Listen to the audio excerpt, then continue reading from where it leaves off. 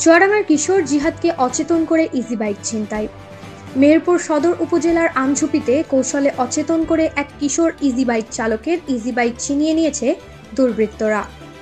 অজ্ঞান অবস্থায় উদ্ধার হওয়া ওই কিশোর বর্তমানে চুয়াডাঙ্গা সদর হাসপাতালে চিকিৎসাধীন।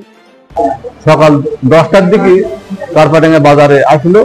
আসার পরে দুইটা মানুষ রিজার্ভ করার কথা বলে ওনারা নিয়ে যায় কোলা আমঝুপি থেকে ওই ছেলেকে কিছু খাইয়ে অজ্ঞান করে দেয়।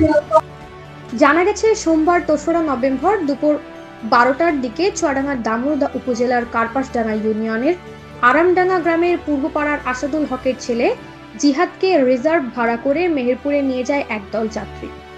পথে আমঝুপি এলাকায় পৌঁছালে তারা কৌশলে তাকে অচেতন করার মতো কিছু খাওয়ায় এবং ইজি বাইকটি নিয়ে চম্পট দেয়।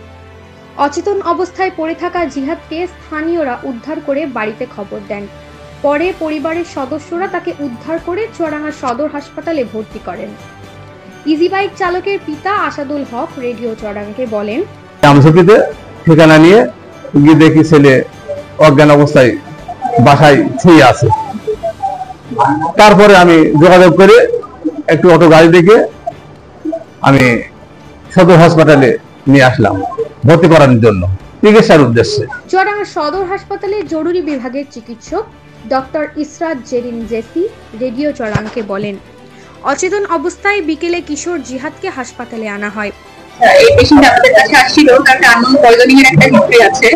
তো যখন আসছে আমাদের কাছে সে ড্রাইভারই ছিল, আমরা তাকে আমাদের সিস্টেমেটিক চিকিৎসা দিয়ে তাকে ভর্তি রেখেছি। গাড়ি কিনে দিয়েছিলাম 6 মাস মতন অটো গাড়ির চালানো বয়স। তো হঠাৎ করে 10টার দিকে কারপাডাঙ্গা বাজারে আসলো।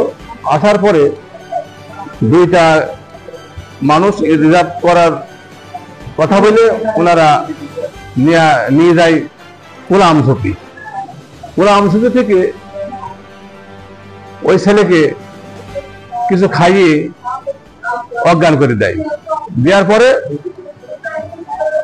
দুষ্কৃতীরা ওই গাড়িটা নিয়ে চলে যায়। এ বিষয়ে জানতে মেহেরপুর সদর থানার ওসির সঙ্গে একাধিকবার যোগাযোগের চেষ্টা করলেও ফোন রিসিভ করেননি তিনি।